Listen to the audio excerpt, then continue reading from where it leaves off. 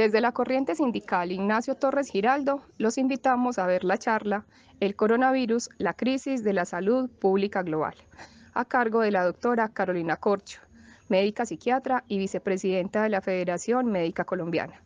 Actividad realizada de forma virtual el día 31 de marzo, con la presencia de activistas de nuestra corriente sindical de toda Colombia. Este virus o una de sus cepas o manifestaciones, por decirlo así, tuvo una primera aparición en el 2003 que fue confinada y pudo controlarse. Pero después el virus fue evolucionando sin que el lente de la ciencia médica lo pudiera detectar. Ciencia médica que ha sido capturada por los intereses corporativos de las transnacionales y de la industria farmacéutica, que, como les he dicho, ha direccionado la investigación científica hacia el alto costo y medicamentos de alto valor, abandonando lo que denominamos la salud pública y la epidemiología. Entonces, este virus fue evolucionando hasta el punto que hoy tenemos un bicho, como denominamos nosotros en la medicina y en la epidemiología, absolutamente desconocido para la humanidad. O sea, la humanidad no había conocido un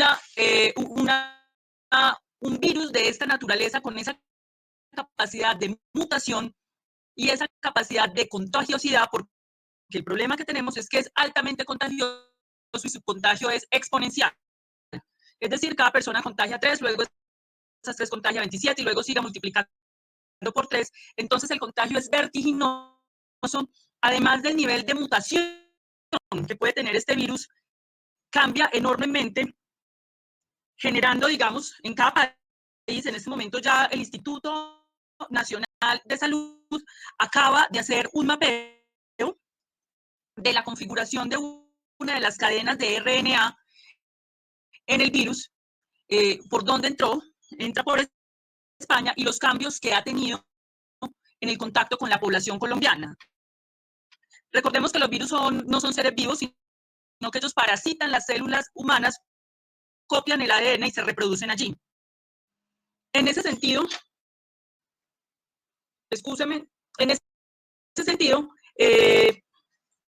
el virus es un hallazgo, digamos, no conocido previamente por la humanidad, y en la actualidad lo único que puede resolver el problema de fondo es una vacuna, y ahí tenemos una gran discusión porque pues evidentemente hay una competencia entre un laboratorio alemán que se denunció recientemente, fue cooptado por los Estados Unidos, están compitiendo los laboratorios de los Estados Unidos y los laboratorios de la China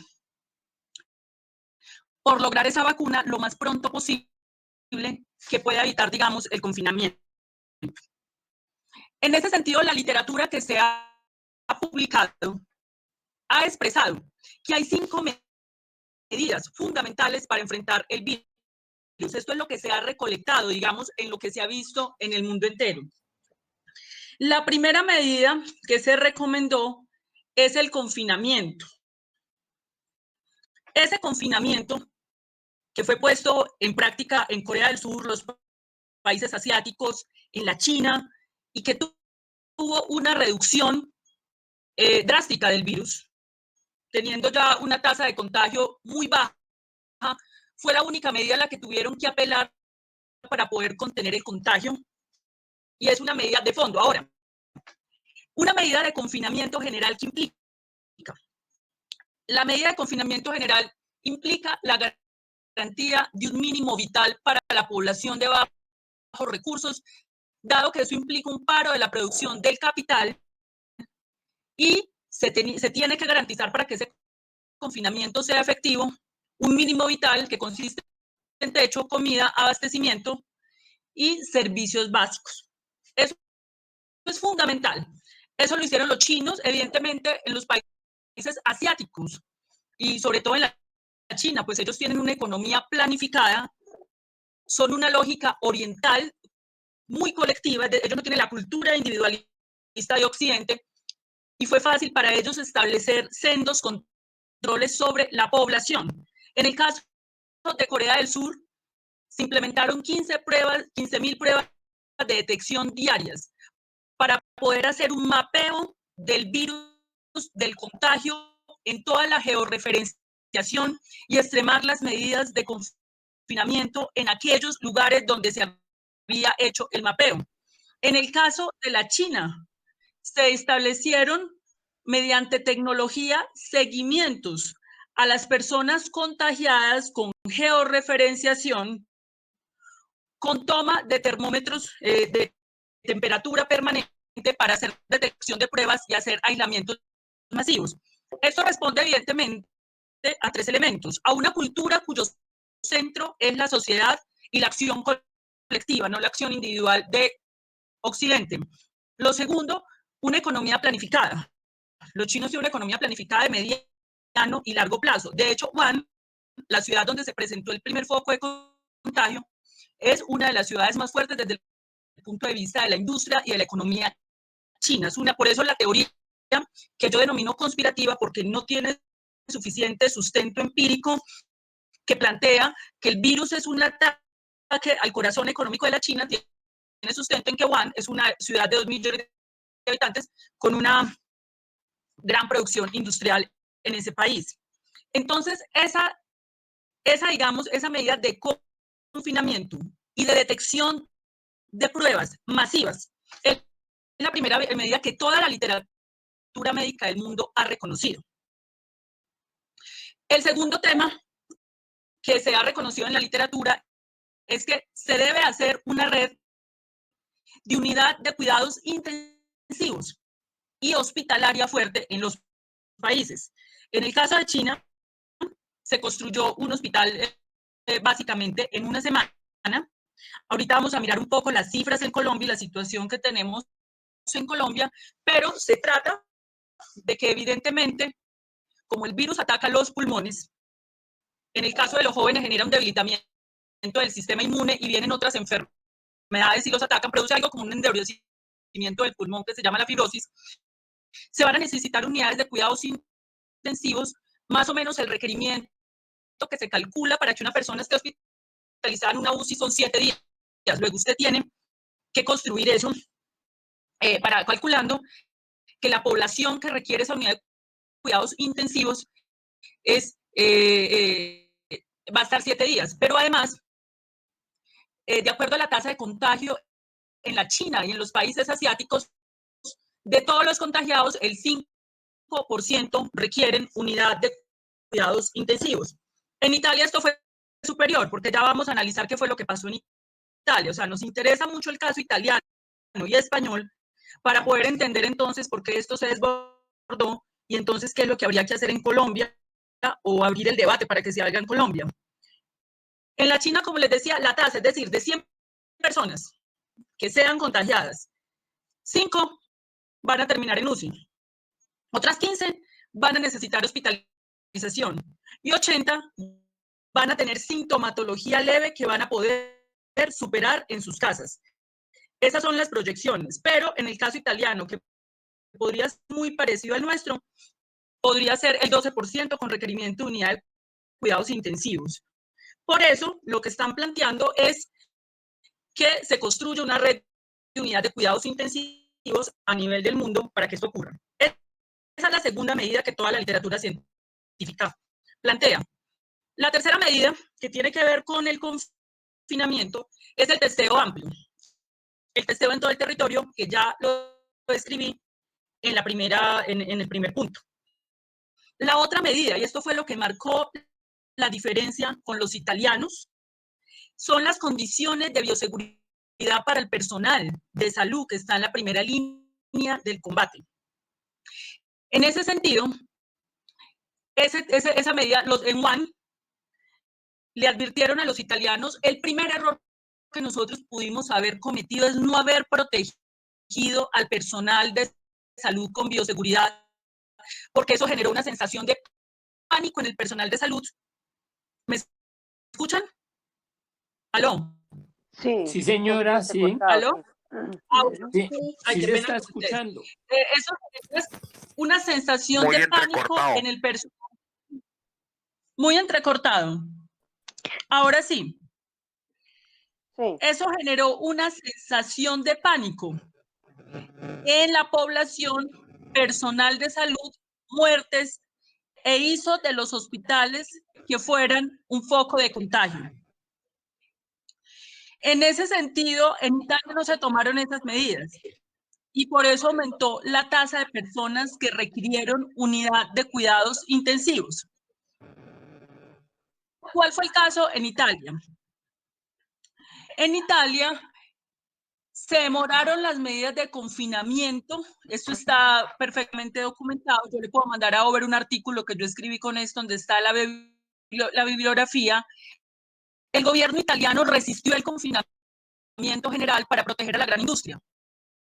Una de estas industrias era la industria automotriz.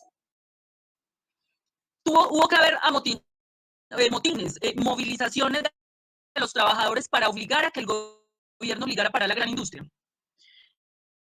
En ese sentido, se registraron movilizaciones de las mujeres, porque las mujeres ligaron a toda la situación de confinamiento su lucha por la estancia en sus casas y toda la economía del cuidado que está recargada.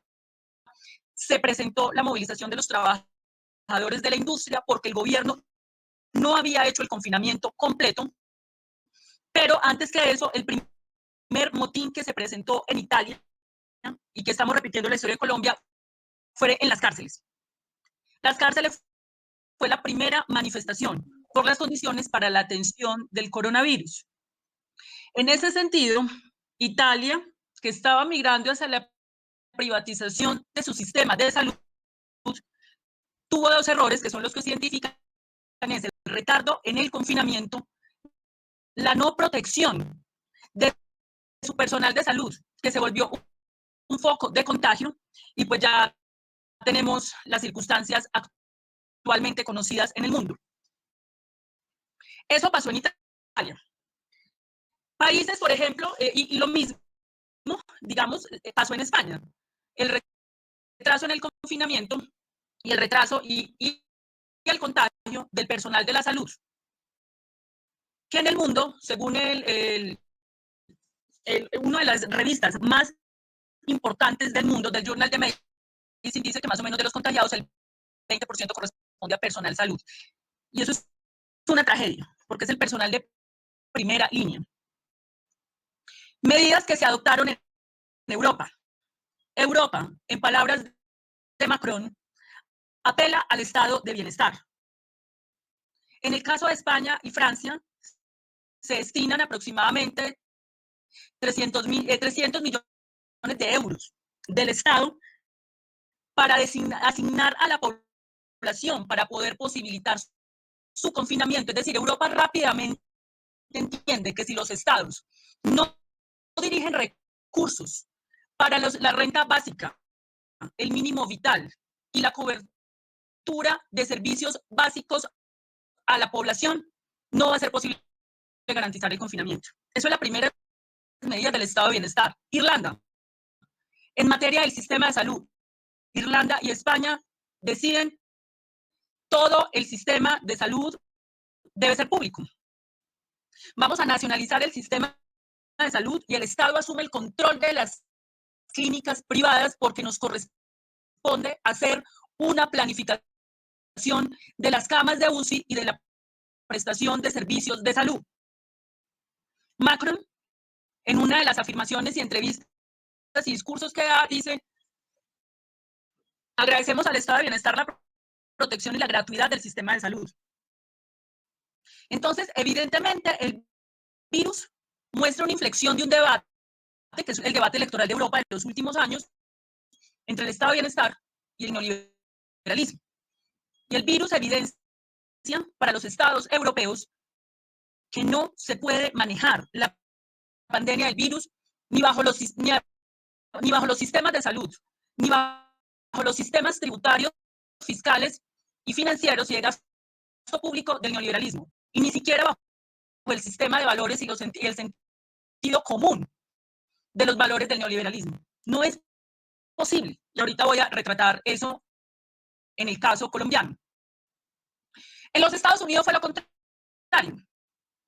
El negacionismo de Donald Trump, que le ha costado o le puede costar su carrera presidencial, esto podría ponerse en duda si logra la vacuna, que es lo que él apunta a lograr la vacuna, pues ha hecho que el problema de los Estados Unidos se esté proyectando a que para que los próximos días tengamos 500.000 contagiados.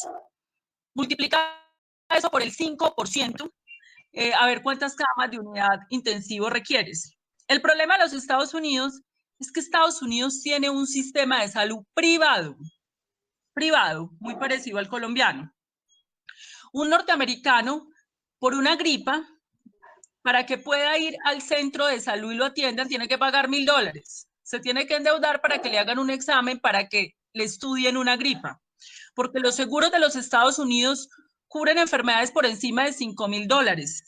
Luego, el fenómeno de su registro en los Estados Unidos, según varios artículos, es que la gente no consulta, y la gente no consulta porque no tiene para pagar y por el temor a que sean mandados a cuarentena en sus trabajos, y en ese sentido se ha vuelto un tema inmanejable en un debate entre los estados y la República Nacional, es decir, entre el gobierno de Trump, el estado de Nueva York, de Washington, que han llamado a la cuarentena general, y la resistencia de Trump a hacer la cuarentena en un debate que, como te digo, puede tener efectos en la dinámica electoral de los Estados Unidos.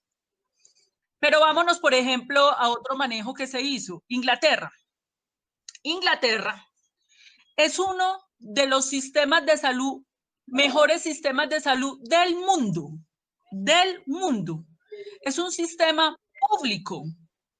En el momento que los Chicago Boys instauran el sistema neoliberal en Chile y se extiende en América Latina a partir de las dictaduras de la segunda mitad del siglo XX, el siguiente país que se vuelve la prueba para implementar el modelo neoliberal es Inglaterra.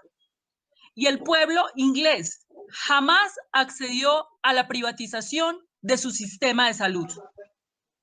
Es un tema de honor. De hecho, el debate político del Partido Laborista, con su corriente más progresista, encabezada por Jeremy Corbyn, tiene que ver con que hay indicios en los últimos años de intentar privatizar y algunos resquicios de privatización del sistema de salud inglés, y eso es un gran debate para el pueblo inglés. El gobierno inglés, la postura que adoptó frente al virus fue: vamos a hacer algo que se llama la inmunidad del rebaño. La inmunidad del rebaño es: dejemos que todos se contagien hasta que la población adquiera inmunidad por rebasamiento. El sistema inmune aprende, listo, vamos a proteger a los mayores de 70 para que no se mueran, y protegidos los mayores de 70, la inmunidad de rebaño hace que no podamos poner en riesgo la producción del capital. Eso recibió muchísimas críticas, un debate enorme, porque además la comunidad científica lo que planteó es que para que haya inmunidad de rebaño, aquí tiene que contagiarse 30 millones de personas. Y si la mortalidad es del 3%, entonces va a haber una mortalidad de cientos de miles, y eso no lo resiste ningún gobierno. A raíz de ese debate, el gobierno inglés tuvo que patraciar la medida de la inmunidad de rebaño, que es la misma que en un principio se quiso adoptar en Colombia. De alguna manera, pero eso fue un cálculo que inicialmente se tenía en Colombia. Ese debate se encuentra en los Estados Unidos. Ahora, ¿dónde puede golpear más el virus? El New York Times ha sacado un artículo y tiene toda la razón. El virus puede ser más fuerte en América Latina, porque efectivamente el virus afecta de manera inequitativa a las sociedades. No es lo mismo quien tiene las posibilidades de ingreso para estar en un confinamiento que quien tiene que salir a las calles a conseguir su sustento. Evidentemente, la tasa de exposición del virus tiene una relación con las inequidades de América Latina. Caso colombiano, para aterrizar en Colombia. En Colombia, lo primero que pasó es que hay dos errores fundamentales que se cometieron en Colombia. El primero, no haber cerrado el aeropuerto a tiempo. Primer error, porque si usted cierra el aeropuerto, usted queda con el caso identificado y se acabó el problema. Y el segundo error, que todavía persiste, es que no se ha implementado y no se implementó la medida de los asiáticos, que es el testeo masivo. Es decir, el Ministerio de Salud en este momento nos está diciendo que nosotros tenemos en Colombia 906 casos y que tenemos 16 muertes. Pero esos 906 casos es negando la medida del testeo masivo y ante un gran subregistro porque los tests para la detección del virus se le entregaron a las EPS. Y ya se ha reportado en todo el país que no ha habido celeridad ni respuesta de las EPS para poder aplicar esos tests. Entonces, en ese sentido, el gobierno colombiano, esos fueron los dos primeros errores que cometió. Evidentemente, ustedes conocen el debate del caso colombiano, pero quiero decir dos cosas sobre el asunto médico. ¿Qué problemas tenemos nosotros acá en este momento? Debemos reconocer que Bogotá tiene la delantera. Tiene la delantera en cuanto que adelantó una cuarentena y en tanto ha adelantado la apertura de camas de unidad de cuidados intensivos. Tiene una planeación mínima. Tiene un cálculo de que van a ser 3 meses de confinamiento. Tiene un equipo de expertos y tiene unos medianos acuerdos para decir que va a abrir 5.000 camas de baja complejidad y va a llegar a 4.000 camas de unidad de cuidados intensivos. La situación de la unidad de cuidados intensivos en Colombia es la siguiente. No existe una cifra oficial seria que nos pueda decir en Colombia cuántas unidades de cuidados intensivos hay. Porque el sistema de salud tiene un sistema de información público que permite una planeación. Eso ha sido parte de la caja oscura de la ley 100. Aquí no hay un sistema público de información en línea, ni epidemiológico, ni financiero, ni poblacional. Luego nosotros no tenemos una cifra del gobierno nacional que nos permita decir cuántas camas de cuidados intensivos hay y dónde están. Al respecto manejamos 3 cifras públicas. La primera cifra es la cifra de la Asociación de Clínicas y Hospitales que habla de 8.000 camas de cuidados intensivos. La cifra del viceministro de Salud que son más o menos 5.300. Y hay otras cifras informales que hablan de 4.500 camas, de las cuales 1.000 se encuentran en Bogotá. El sistema hospitalario, para que ustedes tengan una idea del sistema de salud en Colombia, tiene 41.000 clínicas privadas frente a 900 hospitales públicos, más 39 EPS. Es un sistema privado. Es un sistema privado.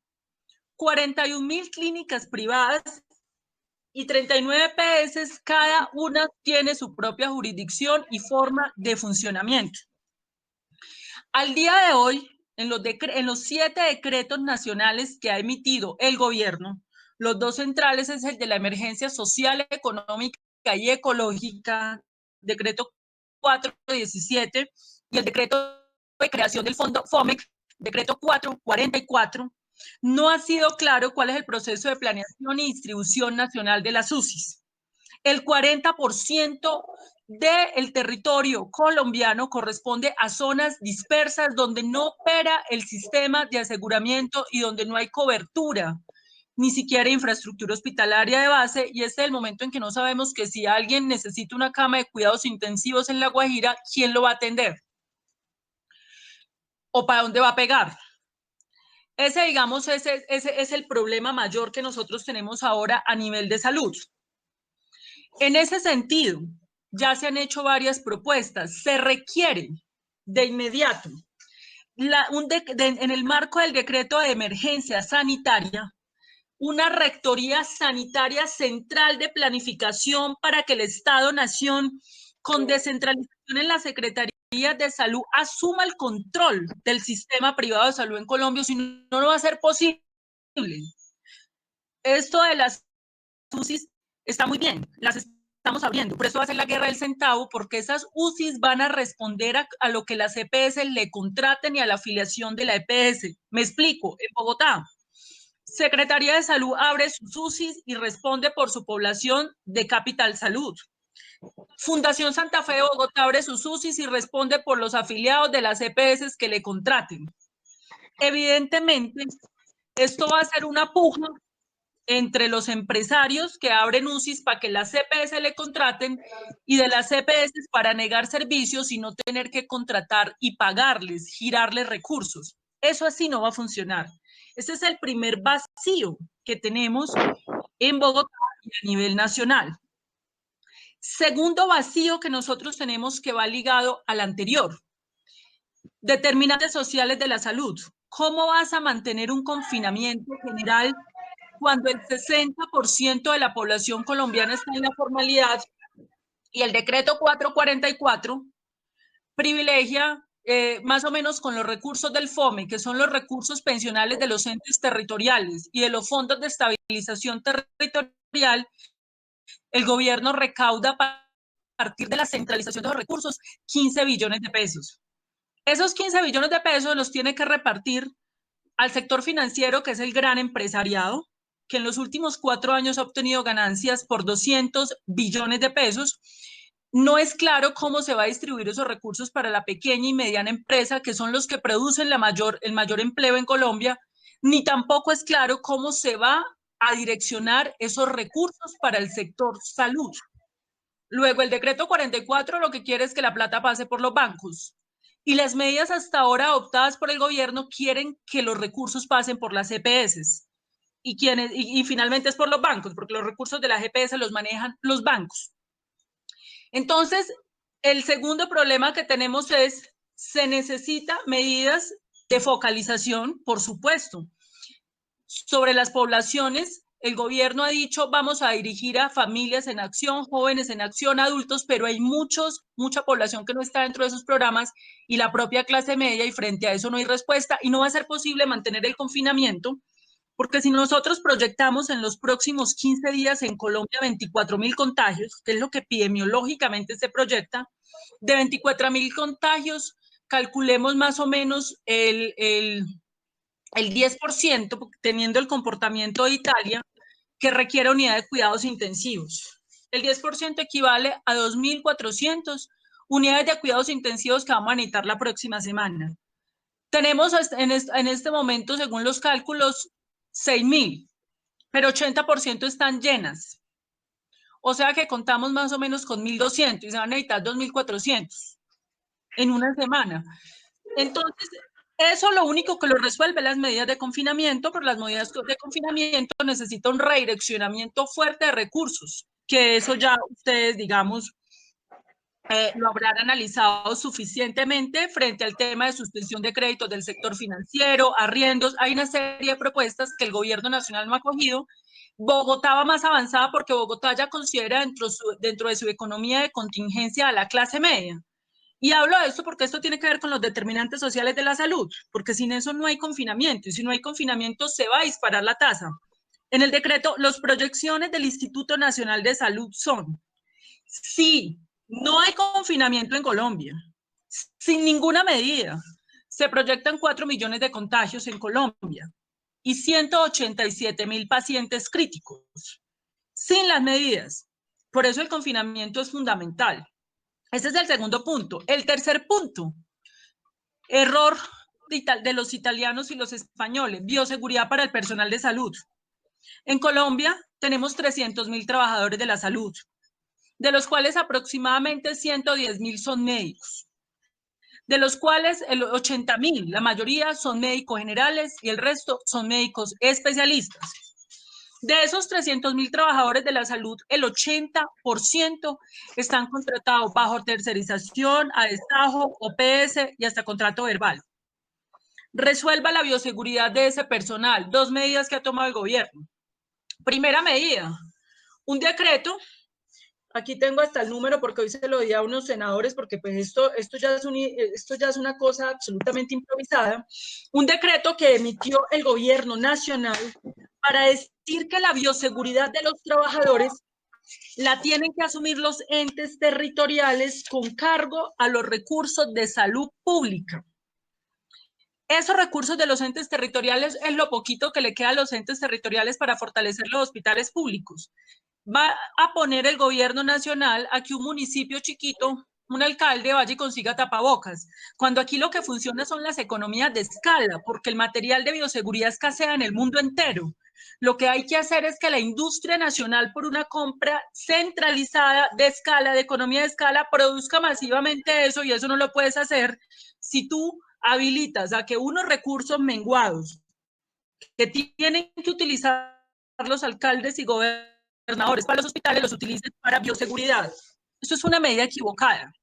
Pero hay una segunda medida, una circular que emite el gobierno nacional diciendo que esto lo deben asumir las administradoras de riesgos laborales. Pero en una ambigüedad, dice, estas administradoras, sácale un peso una ARL, a ver, dime cuándo ha gastado un peso una ARL en una enfermedad laboral. Esto es una discusión fuerte.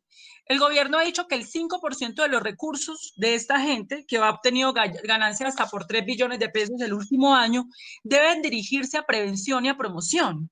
Pero existe una ambigüedad en la circular porque dice que se reconoce como enfermedad laboral e incapacidad laboral cuando el trabajador tenga una prueba positiva de COVID-19. Entonces, alcanza tú a imaginar, con las deficitarias pruebas que hay, mientras que tienes una prueba positiva, cuando ni siquiera hay priorización del personal de salud para hacer estas pruebas, esto no lo cubre la ARL y no asume nada.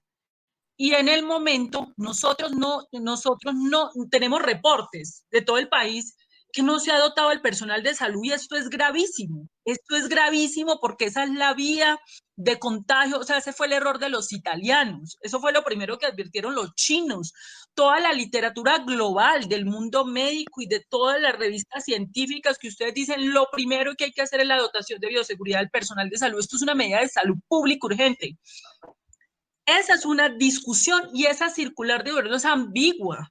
No hay un control del Ministerio del Trabajo sobre estas entidades para que hagan cumplimiento. Y tenemos otra dificultad. Están amenazando y amedrentando a los trabajadores en los hospitales y clínicas para que no hagan la denuncia, tipificando un invento, una tipología penal inventada de un tal terrorismo mediático, cuando un médico se atreve a expresar que no están cumpliendo con el tema de bioseguridad. Esa es la discusión que tenemos en este momento. En ese sentido, desde las organizaciones nuestras, la Federación Médica Colombiana y varias organizaciones de salud, diseñamos una encuesta que nos permita rápidamente recoger un estado a nivel nacional de cómo está la situación de bioseguridad. Como no hay sistemas de información en Colombia, por todo lo que les he dicho, necesitamos tipificar con algún nivel de sustento empírico para poder elevar, digamos, las quejas. Hace 15 días los presidentes de las altas cortes, a raíz de varias cartas que enviamos, solicitaron al ministro de Salud ponerse al tanto de eso. Nosotros estamos esperando hacer la encuesta, poder enviar a los entes de control, contrastar las medidas y actos administrativos del gobierno que son ambiguos con el incumplimiento que se está dando en los territorios, y yo creo que lo que procede es una tutela colectiva para que haya un pronunciamiento de fondo de la Corte Constitucional por la emergencia para que esto se dé, porque esta es la urgencia más inmediata en este momento en el país frente a la pandemia. Entonces, ya para ir cerrando, para de pronto hacer algo de preguntas. El virus aparece por un desmonte de la salud pública en el mundo. Sus soluciones no pasan por el modelo neoliberal.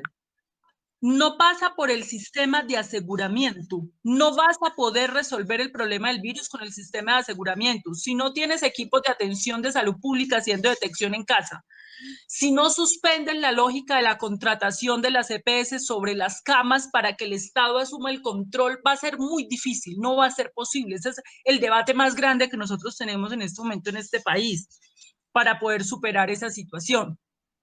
El virus ni siquiera se resuelve con los valores éticos o con la ética que ha instaurado el neoliberalismo, si se puede decir, o los valores del neoliberalismo, que es el individualismo, la libre competencia. No se resuelve así, se imponen nuevos valores, la solidaridad, la acción colectiva.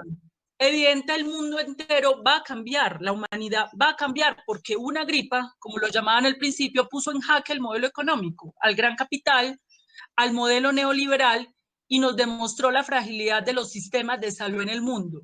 Nos lo está demostrando en Colombia. Entonces, mi llamado a ustedes como corriente sindical es adelantar conjuntamente estas acciones que consideramos nosotros son urgentes e inmediatas para que como sociedad civil podamos ser un contrapeso a las medidas que se han tomado de parte del gobierno nacional, que son muy insuficientes. Algunas van en el sentido correcto. Otra medida, por ejemplo, que tomaron fue de la deuda que hay de las EPS con clínicas y hospitales, más o menos son 15 billones de pesos. El gobierno creó en el plan de desarrollo una figura que se llama el acuerdo de punto final para saldar esas deudas. Ellos dijeron, vamos a adelantar 6 billones de pesos para el sector salud para saldar esas deudas. ¿Cuál es el problema? Que lo quieren girar a las EPS. Nosotros no necesitamos la plata en las EPS, necesitamos la plata es en las clínicas y en los hospitales. Por tanto, nosotros necesitamos giro directo con destinación específica a clínicas y hospitales para pagar a los trabajadores a los que les deben 10 meses. El sector salud es el único sector de este país donde un trabajador puede trabajar sin que le paguen 10 meses. Esas deudas hay que saldarlas. El gobierno hoy acaba de girarle a las EPS 780.000 millones. Eso es inaudito, que entendiendo que necesitamos la plata en las clínicas y en los hospitales y en el bolsillo de los trabajadores, insistan en pasar la plata por las EPS y los bancos. Es inaudito que aquí todavía a trabajadores le deban todavía plata de hace 10 meses y que estén los recursos disponibles y no lo giren. Esa es otra propuesta que hicimos. Necesitamos giro directo. Y que es más, hemos propuesto que se debe suspender de los recursos que se le dan a las EPS, llamado UPC, recurso que se le da a cada EPS por la afiliación y aseguramiento de cada colombiano, la mitad se le debe girar a las secretarías de salud para que empiecen ya a planificar las UCIs y a contratar una planta temporal vinculada al Estado, no a tercerizadores, porque por allá hay gente haciendo lobby para que la planta temporal al Estado, a las secretarías de salud y al Ministerio de Salud para que esa planta temporal de personal que se va a requerir para esas UCIs asuma la atención de la pandemia, y eso implica médicos, terapeutas respiratorias, jefes de enfermería, auxiliares, un recurso humano, planificar una planta temporal del Estado pagado por recursos direccionados desde el FOMEC, que es el fondo del decreto 444, y de recursos de las EPS que se van a girar a la Secretaría de Salud. Ese es el debate de fondo que estamos dando ya. Entonces yo quiero dejar por ahí, invitarlos y convocarlos pues a que trabajemos juntos en ese conjunto de propuestas, y yo quisiera dejar un espacio de pronto para comentarios y preguntas. Muchas gracias.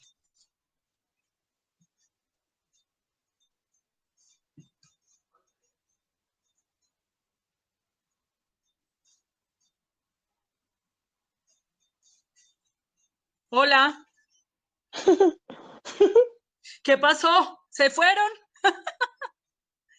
¿Quedaron aburridos? No, aquí, No. Quedamos preocupados. Nos ha dejado extremadamente preocupados. Bien.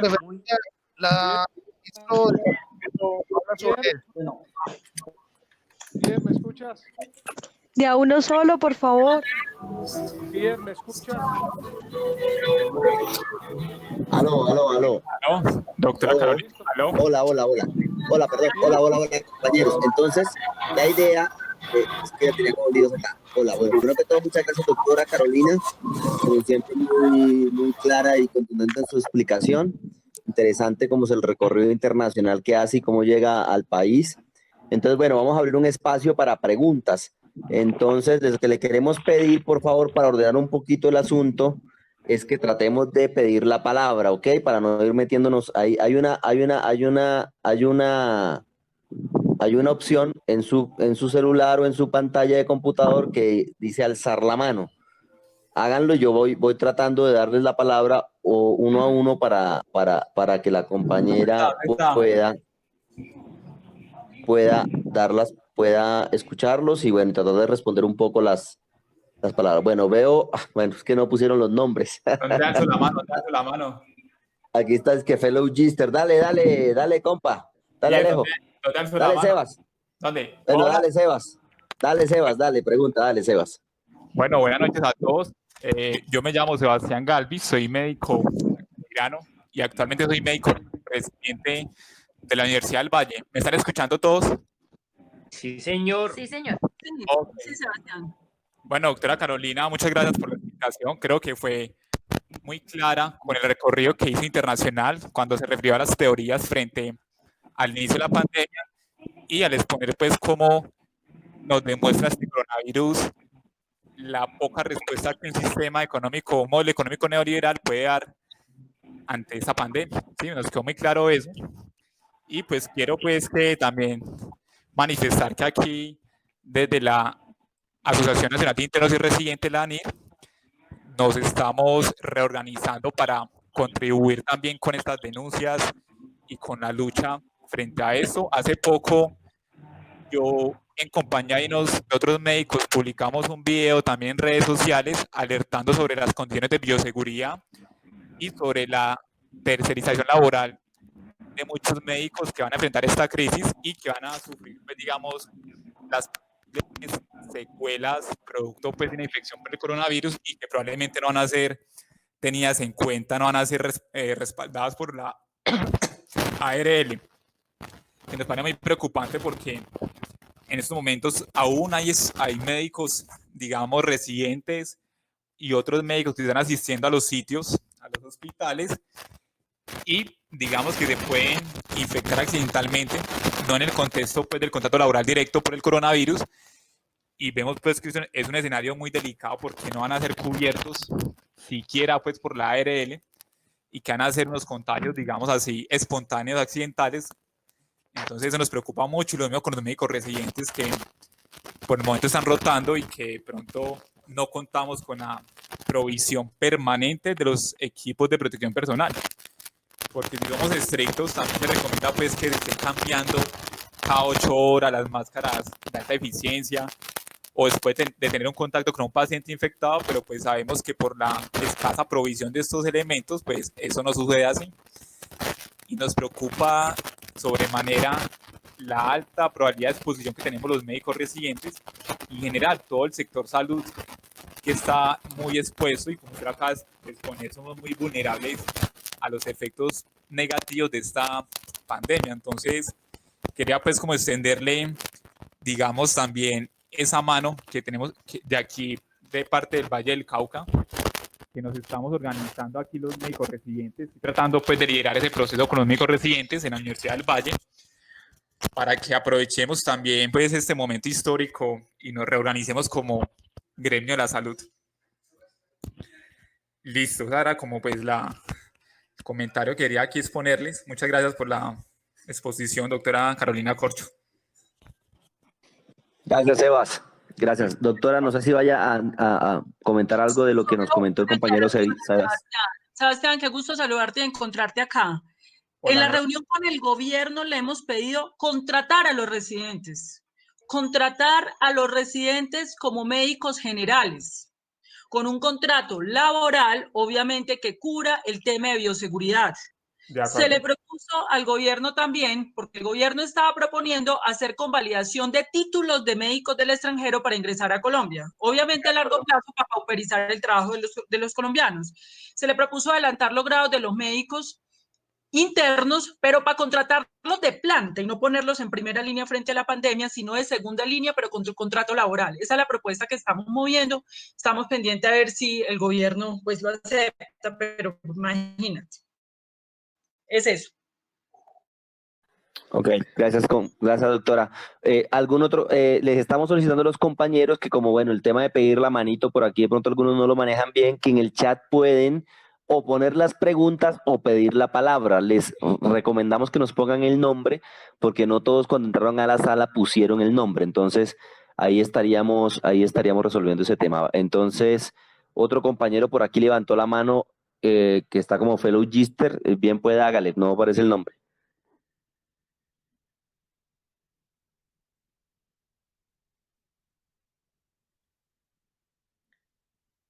Bueno, nada, mientras el compañero o compañera habla, les comento. Andrea Pérez, creo que es la compañera Andrea Pérez de Bucaramanga, pregunta que si hay alguna forma que se esté implementando para recolectar las denuncias masivas en todo el país, doctora.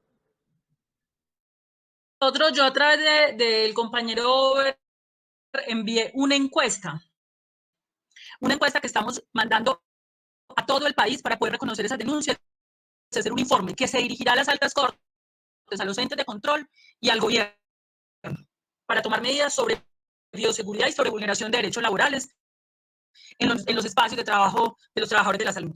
Entonces, si de pronto el compañero Over se las hace llegar, les agradecemos porque sí necesitamos que la diligencia en los trabajadores. Listo, perfecto. Sí, Over, dale. Pierre. No, ayer hicimos una reunión con los compañeros del ITG y la idea es que la encuesta empiece a rotar en cada una de las organizaciones que nosotros tenemos y para ver cómo eso se traslada a nivel nacional a los trabajadores de la salud. Yo particularmente leí la encuesta que se planteó por parte de la Federación Médica Colombiana y me pareció muy importante sobre la base de lo que plantea la compañera Carolina, y es que de hecho las cifras, los datos del tema de la salud en Colombia prácticamente está soslayado o está en otra situación dada la situación que se maneja con la ley 100, prácticamente está en manos privadas. A los compañeros obviamente les estaremos haciendo llegar por la vía pertinente la encuesta para que nos apoyen y colaboren con esta situación a nivel nacional. Ok, sí, la idea es rotar la encuesta. Compañera Carolina, están preguntando también en el chat que si cómo se puede ayudar a denunciar una, y la otra es que si las medidas se deben tomar u orientar, que si se iniciarían desde los líderes del equipo. Me imagino que se está hablando, no sé, de algún tema médico, yo desconozco, o si se refiere a nosotros, no sé. Bueno, pero eso pregunta en el chat. Me repiten la pregunta, por favor. Sí. ¿Qué dice? Voy a leer textual, dice. ¿Las medidas que debemos tomar u orientar se iniciarían desde los líderes del equipo? Eso pregunta una compañera aquí. Y otra compañera pregunta que si cómo se puede ayudar para hacer todas estas denuncias. Una compañera del sector magisterial, la compañera María O, si no estoy mal, desde Pereira. Bueno, mire, nosotros ya tenemos ese conjunto de propuestas. Estas propuestas las estamos movilizando a través también de las bancadas en el Congreso de la República. Hoy hubo una audiencia pública citada por el Congreso porque, entre otras cosas, en este momento el Congreso se encuentra en interinidad democrática, asunto que es muy preocupante porque un estado de excepción, no puede paralizar las libertades, la división de poderes en este país. Entonces, el viernes a las 2 de la tarde va a haber nuevamente una audiencia. Yo le voy a mandar la información a Over porque la CUT sería muy importante que participara allí para poder enviar a través de las bancadas del Congreso de la República, incluidos senadores del gobierno. Había senadores del gobierno y de la oposición, sumados a organizaciones de la sociedad civil, este conjunto de propuestas que hemos hecho, más otras que se han planteado allí. Perfecto, compañera. También preguntan por aquí que si puede explicarnos un poco mejor por qué el sistema público es mejor para el país. Mire, nosotros en este momento, como le decía, el Estado colombiano dejó de tener control del sistema de salud hace muchísimos años, hace 30 años. Los indicadores de salud en Colombia es que entre 1998 y 2010 ha habido 1.300.000 muertes evitables, según el Instituto Nacional de Salud. Es decir, nosotros en 12 años hemos perdido 1.300.000 colombianos bajo este modelo de salud. En Colombia se ponen aproximadamente 190.000 tutelas anuales sobre tecnologías y tratamientos que tendría que asumir las EPS. Aparte de eso, un niño de La Guajira tiene 5 veces mayores de posibilidades de morir que un niño en el norte de Bogotá. Es un sistema absolutamente inequitativo. Y tenemos cifras de mortalidad de enfermedades curables, como por ejemplo las leucemias en niños. No debería morir alguien de leucemia. Aquí en Colombia tenemos cifras solo superadas por Haití en América Latina. Es decir, sostener este sistema de salud que tiene 900.000 quejas anuales ante la Superintendencia de Salud por no atención es insostenible. Ya el neoliberalismo hizo su experimento durante 30 años y empírica, ni científica, ni académicamente, ningún neoliberal en una universidad seria de este país ha podido sostener un debate de por qué el sector privado funcionó mejor. De las 72 EPS que crearon, una investigada se le demostró que se robó 1.4 billones de pesos, que es Salucot, solo una de las 72, o sea, también son corruptos. Porque nos habían dicho que el Estado era el corrupto y que lo privado no era corrupto. Eso ya ni se discute en Colombia. Entre Medimás y Salucop se han robado 3 billones de pesos. Nosotros hemos tenido publicaciones muy serias frente a esto y es apenas una de las 72 EPS y estoy hablando de 3 billones de pesos de un sistema de salud que moviliza 49 billones de pesos. Y que los cálculos dicen que esos 49 billones de pesos, el 30% se está quedando en manos de bandidos, es decir, de los bancos, de las EPS y de todos los intermediarios que están en el bandidaje ahí. Entonces es insostenible hoy en Colombia. Cuando esto se acabe vamos a dar ese debate. Ese debate lo tenemos que dar y no hay nadie serio en este país, en una universidad seria, que pueda decir que esto es sostenible. Yo dejo por ahí por ahora.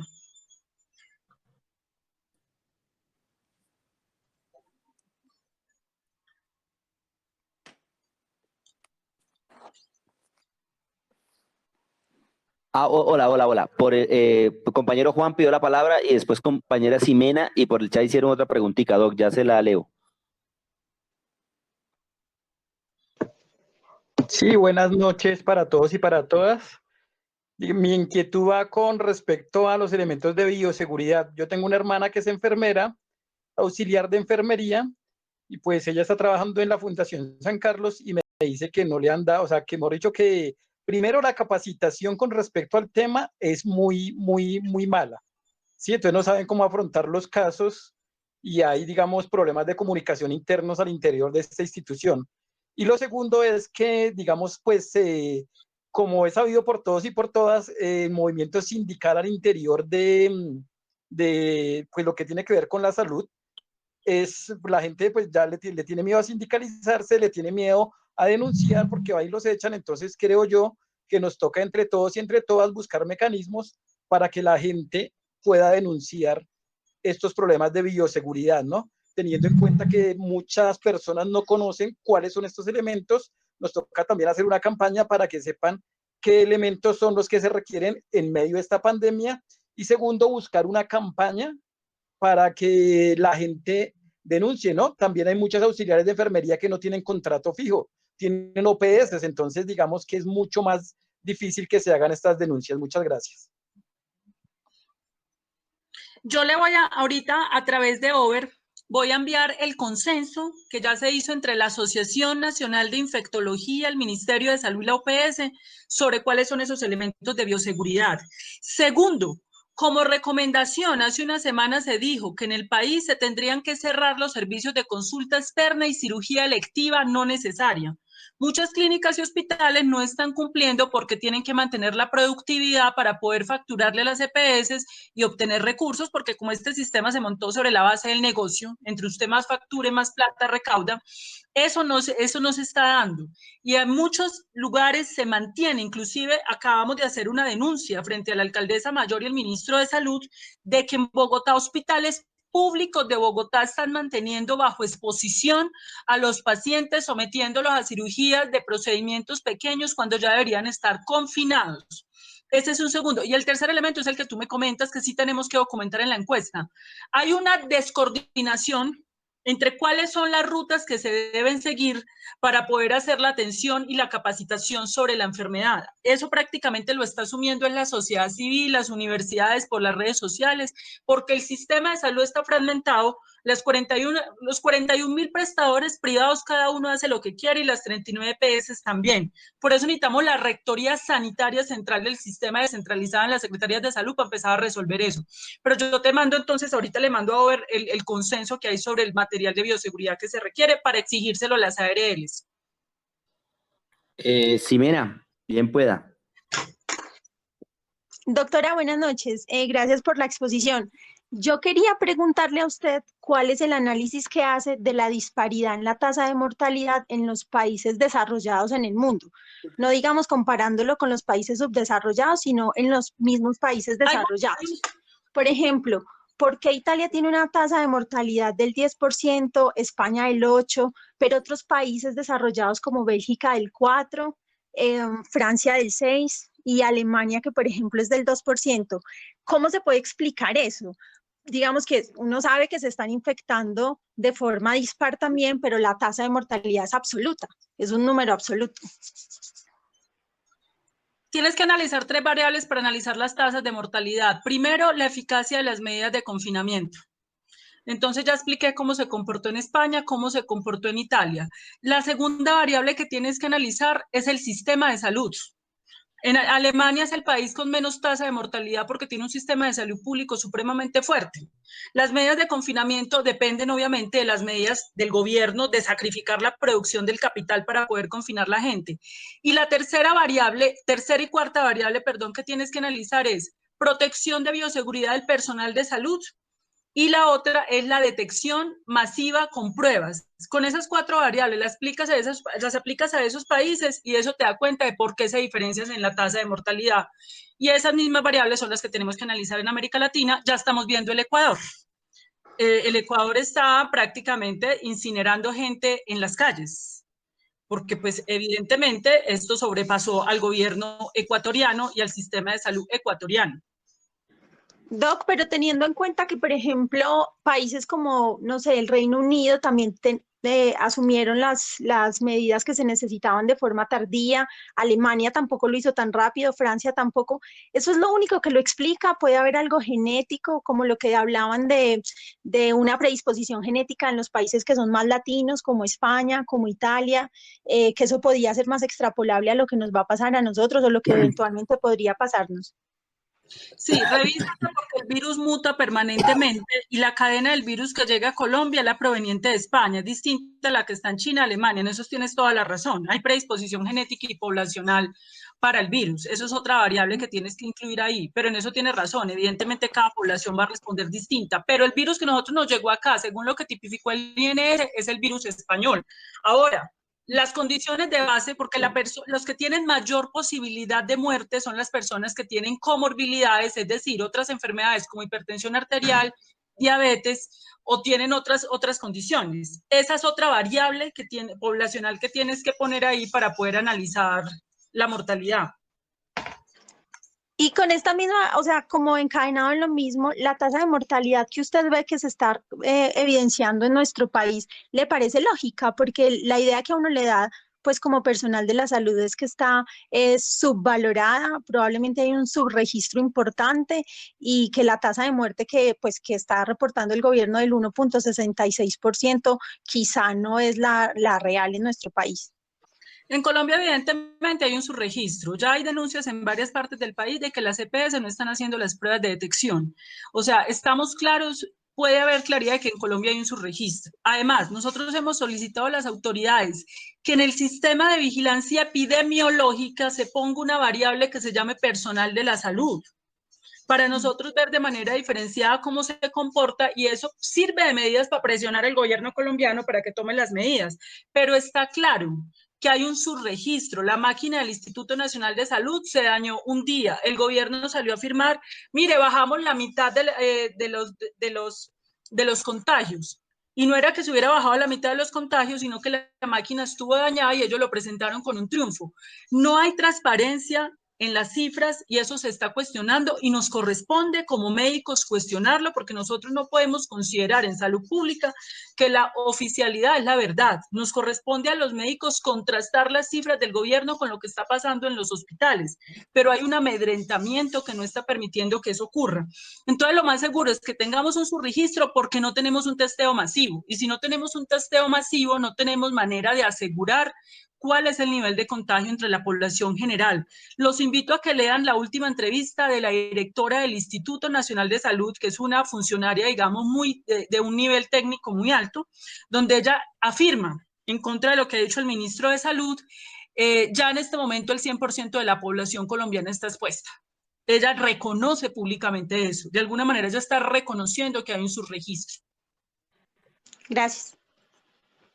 Doctora, antes de darle la palabra a la compañera Clara que pidió la palabra, voy a leerle una pregunta de Andrea Pérez de Bucaramanga. La pregunta es, ¿hay una propuesta estructurada en lo económico, funcionamiento, etcétera, de cómo sería la unificación del sistema de salud en Colombia para enfrentar la pandemia? Sí tenemos propuesta. Nosotros tenemos una ley estatutaria de la salud. El 100% está expuesto. Eso, léete la entrevista El Tiempo, Marta Ospina, directora del Instituto Nacional de Salud, para que lean la entrevista de ella, les recomiendo. Hay una propuesta de reforma al sistema de salud. Nosotros tenemos una ley estatutaria que es el avance constitucional más grande del mundo en materia del derecho fundamental a la salud. Y desde diversas organizaciones de la sociedad civil llevamos 5 años trabajando un articulado de reforma estructural del sistema de salud en una ley ordinaria que reglamente la ley estatutaria en salud con un capítulo, un estatuto laboral de los trabajadores de la salud, porque el error que hemos cometido es que tú no puedes discutir un estatuto laboral de los trabajadores de la salud al margen de una reforma, porque el estatuto va a estar supeditado al flujo financiero de los recursos. Tienes que rediseñar el sistema para poder plantear, digamos, de manera integral todo el tema laboral. Entonces, ya hay una propuesta de reforma, ya tenemos un articulado asesorado por los economistas más progresistas y preparados de este país, salubristas. Tenemos un tanque de pensamiento muy importante que ha respaldado esta propuesta de reforma al sistema de salud, que esperamos cuando esto pase, este es el siguiente debate que creo que nos corresponde abrir como sociedad civil. Compañera Clara. Doctora, muy buenas noches. Clara, médica en Pereira. Doctora, en términos médico-legales, y sin querer pasar aquí como antihéroe en estos momentos, ¿hay forma de negarse a hacer la atención o algún tipo de procedimiento en algún paciente que tenga, digamos que diagnóstico confirmado o al menos sospecha, de acuerdo con el consenso y la definición de caso sospechoso que hizo el consenso colombiano? Si no se tienen los elementos personales de protección o estamos descubiertos del todo en términos médico-legales, porque se va a ver, digamos, la presión de la sociedad y de los directivos de los hospitales para atender esos pacientes sin los adecuados elementos, y usted claramente lo ha dicho, por ejemplo, que en Italia eso fue una de las fuentes de contagio más importantes. Entonces hay que respaldarnos y cubrirnos de forma legal, o esto todavía no se ha, pues no se ha discutido, no se ha reglamentado. Legalmente, tú te puedes, si no tienes protección de bioseguridad, legalmente tú te puedes negar a hacer atención en salud. Legalmente eso sí se puede hacer. El tema es que evidentemente, como no tenemos una fuerza sindical en el sector de salud lo suficientemente unificada y protectora de los trabajadores, lo que estamos viendo es que viene un amedrentamiento por parte del empleador para que la gente sea excluida del trabajo. Por eso es que estamos tratando, digamos, de hacer la documentación y tratar de respaldar con nuestras agremiaciones ese tipo de decisiones, porque pues evidentemente uno puede decir que uno trabaja sin sueldo y ahí habría que dar un debate sobre el flujo de recursos de la salud, que es lo que estamos haciendo, pero suicida si no. O sea, suicida.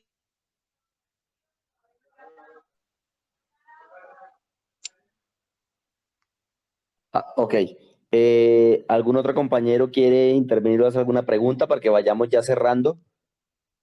De sobrevivir para poder ayudar a la población. Gracias, doctora. Qué pena, me metí en medio. Bueno, ¿alguna otra pregunta, algún compañero para que vayamos cerrando ya? ¿Algún compañero o compañera? ¿Alguien más tiene preguntas para la doctora?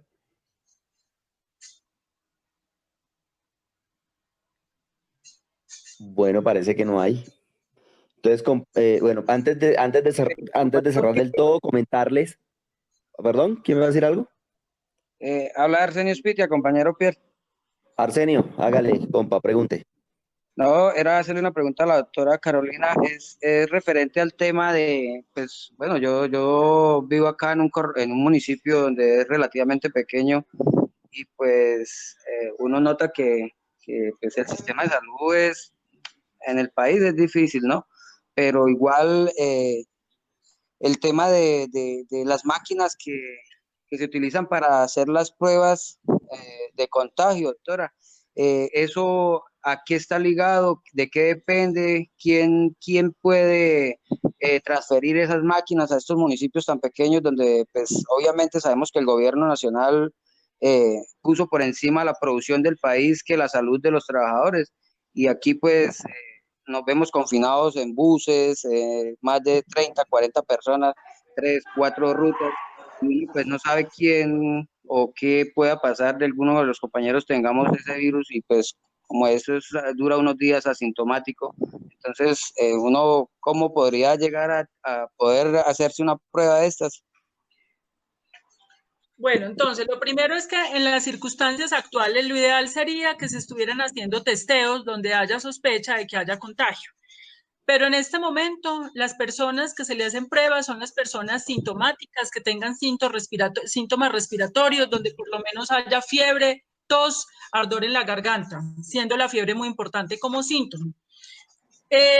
Las pruebas de laboratorio, los laboratorios y la prueba depende del Instituto Nacional de Salud. El Instituto Nacional de Salud es un órgano técnico asesor del Ministerio de Salud, que ya descentralizó laboratorios a través de las universidades en varias regiones del país.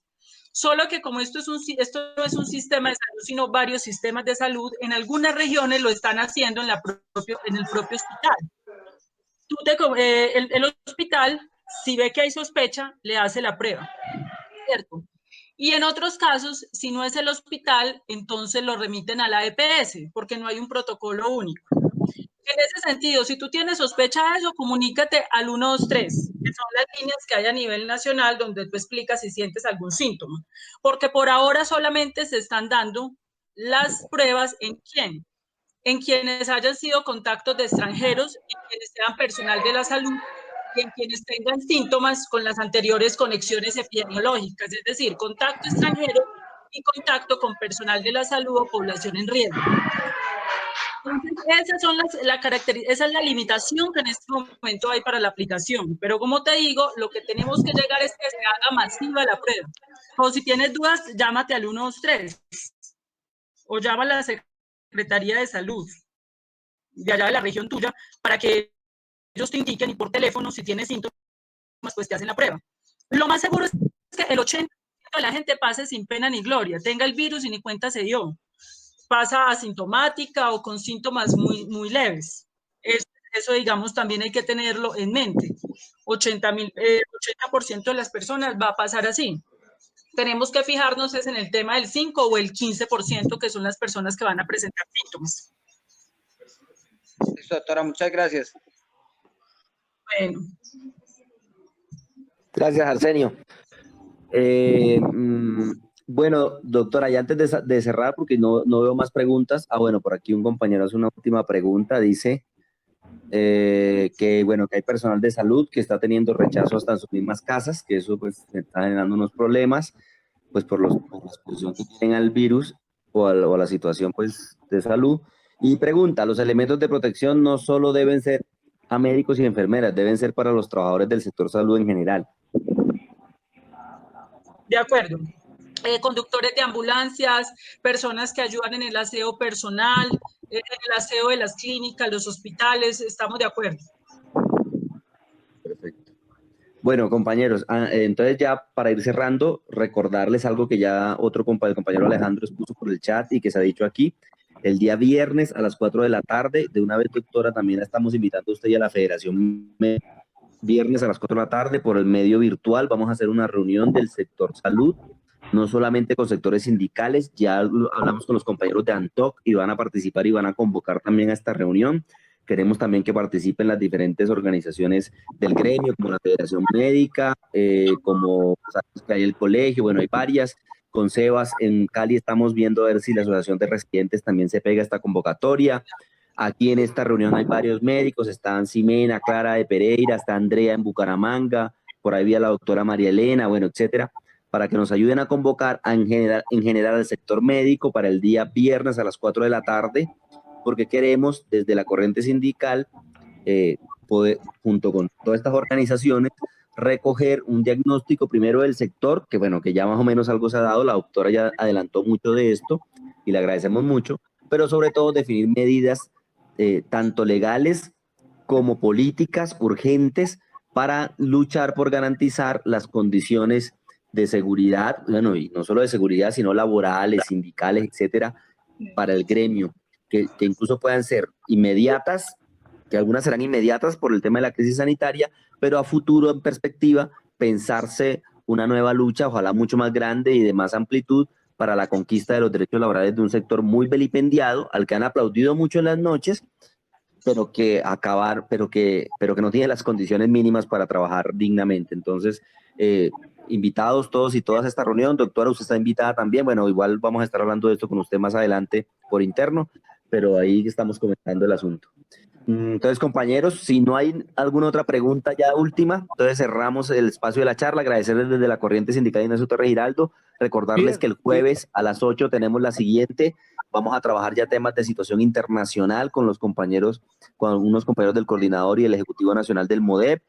Y bueno, ya tendríamos el día sábado nuestro videoforo que arrancó el sábado pasado. No tuvo una gran audiencia, pero bueno, ahí vamos viendo a ver cómo nos va. ¿Alguno compañero más por ahí? ¿Sí? ¿Quién? Pierre. Over, dale, Over. Una cosita, Pierre, de todas maneras decirle a la doctora Carolina Corcho, pues muy agradecidos pues con el apoyo que ella nos da en esta situación.